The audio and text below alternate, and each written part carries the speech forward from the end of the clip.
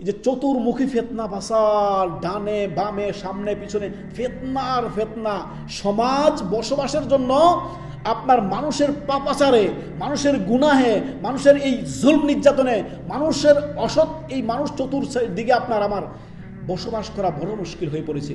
এই সময়কাল, এই চতুর্মুখী সময়কালের সময় আপনি কি করবেন?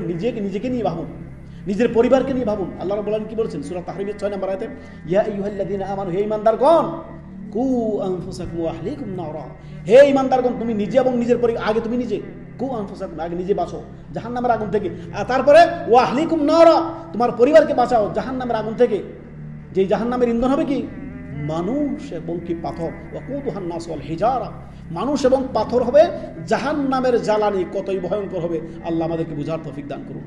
এই চতুর্মুখী ফিতনার সময় নিজেকে নিয়ে ভাবুন, সন্তান সন্ততি মানুষ করা নিয়ে ভাবুন, নিজের পরিবারকে নিয়ে ভাবুন, নিজের পরিবারকে ধার্মিক পরিবার বানান, নিজের পরিবারকে ইসলামিক পরিবার বানান, নিজের পরিবারকে আপনি কোরআন সুন্নাহর পথে পরিচালিত করেন।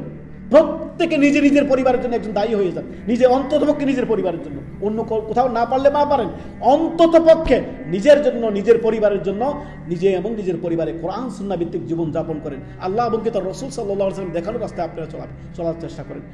সুবহানাল্লাহ। দেখেন এই চতুর্মুখী ফিতনার সময় আল্লাহর কাছে সর্বদা দোয়া করবেন, আল্লাহুম্মা ইন্নী আউযু বিকা মিনাল ফিতান মা যাহারা মিনহা ওয়া বাতান। আল্লাহ প্রকাশ্য গোপনে যত ফিতনা ফাসাদ ডানে বামে সামনে পিছনে রয়েছে, আল্লাহ আমাদেরকে রক্ষা করুন। আল্লাহ আমরা জানি না আমার প্রকাশ্যে কি রয়েছে, গোপনে কি আছে, কি শত্রু আছে, আমার কি অন্যায়, কি আপনার খারাপই আমার জন্য অপেক্ষা করতেছে, কোন ফিতনা আমাকে ধরতে যাচ্ছে। আল্লাহ আপনি যথেষ্ট হন আমার জন্য। আল্লাহ হাসবি আল্লাহ ওয়া নি'মাল ওয়াকিল ওয়া নি'মাল মাওলা ওয়া নি'মাল নাসির। আল্লাহ আমাদের বোঝার তৌফিক দান করুন।